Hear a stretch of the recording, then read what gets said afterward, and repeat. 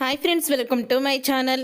కాశీ జ్యోత్స్న మాటలు విని గుండె పగిలే నిజాన్ని తెలుసుకున్న దశరథ ఈ ట్విస్ట్ ఎలా జరగబోతుందో తెలుసుకోవాలనుకుంటే తప్పకుండా వీడియోని లైక్ చేయండి.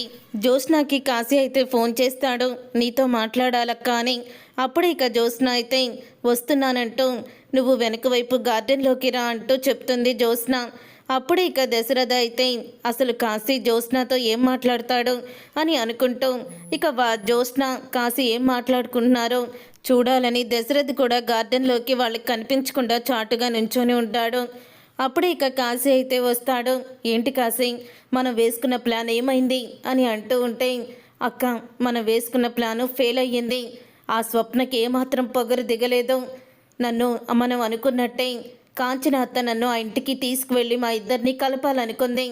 ఎవ్వరు చెప్పినా సరే నేను కాశీకి విడాకులు ఇస్తాను తప్ప అస్సలు కూడా నేను భర్తగా ఒప్పుకోను అంటూ నన్ను అసలు ఇంట్లోకి కూడా రానివ్వలేదు. దాని పొగరు ఏమాత్రం దిగలేదక్క అని అంటూ ఉంటాడు కాశీ. చూడు కాశీ, మనమిద్దరం కోటీశ్వర్లు అవ్వాలంటే ముందు నువ్వు చేయవలసిందల్లా నేను కంపెనీలో చేసిన కోట్ల స్కామ్ గురించి సంబంధించిన ఫైలు పెన్ డ్రైవరు శ్రీధర్ మావయ్య దగ్గర నుంచి మళ్ళీ నువ్వు తీసుకురావాలి అని అంటూ ఉంటుంది. ఏమో అక్క, మళ్ళీ నాకు ఆ ఇంట్లో స్థానం ఉందో లేదో తెలియడం లేదు అని అంటూ ఉంటాడు కాశీ అయితే. అప్పుడు ఇక జ్యోత్స్న అయితే ఏ రోజుకైనా అవి బయట పెట్టాలని మావయ్య ఖచ్చితంగా చూస్తాడు. అయినా నువ్వు ఫైలు పెన్ డ్రైవరు మళ్ళీ ఇంట్లోనే ఎందుకు పెట్టావు?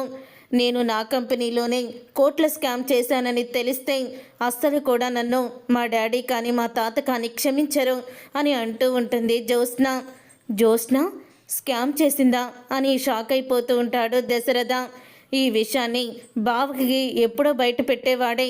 మమ్మీకి ఆరోగ్యం బాగోలేదని తెలిస్తే ఏమైపోతారో అని బయట పెట్టడం లేదు బావా అని జ్యోత్స్న అంటుంది. అప్పుడే ఇక మరి నాన్నని ఏం చేశావు?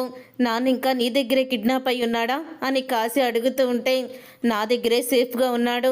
నాన్నని కూడా ఈజీగా నమ్మకూడదు. నేనే మీ సొంత అక్కనని నువ్వెవ్వరికి కూడా చెప్పకూడదు. నేను దశరథ సుమిత్రల కూతుర్ని కాదని, నేను మీ సొంత అక్కనని దాసు కూతుర్నని ఎవ్వరికీ చెప్పకూడదు. అర్థమవుతుందా అని అంటూ ఉంటుంది జ్యోత్స్న. ఇవన్నీ విని ఒక్కసారి గుండె పట్టుకొని షాక్ అయిపోతూ ఉంటాడు దశరథ అయితే. ఏంటిదంతా? జ్యోత్స్న నిజంగానే ఆ రిపోర్ట్స్లో వచ్చినట్టే నా కూతురు కాదా, దాసు కూతురా అని స్టన్ అయిపోతూ ఉంటాడు. చూసారుగా ఫ్రెండ్స్, రాబోయే కథలో ఖచ్చితంగా ఇలాగే జరగబోతుంది. మరి జ్యోత్స్న తన కన్న కూతురు కాదన్న దశరథ ఏం చేయబోతున్నాడో, అసలు ఏం జరగబోతుంది అనేది రాబోయే కథలో తెలుసుకుందాం.